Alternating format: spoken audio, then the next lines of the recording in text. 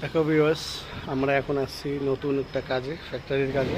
দেখেন এই যে এত বড় বড় ফ্যাক্টরি হচ্ছে এখানে। এই দেখেন এখানে কাজ আসছি আমরা সবাই, এখানে 20 জন আসছি এখানে। আজকে ফাইনাল দিতে হবে থেকে।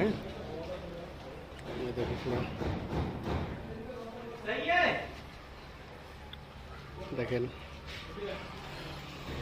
এই দেখেন এখানে কীভাবে নামতে হবে। তো দেখে নেন, খুব রিক্সে এটা নামতে হবে।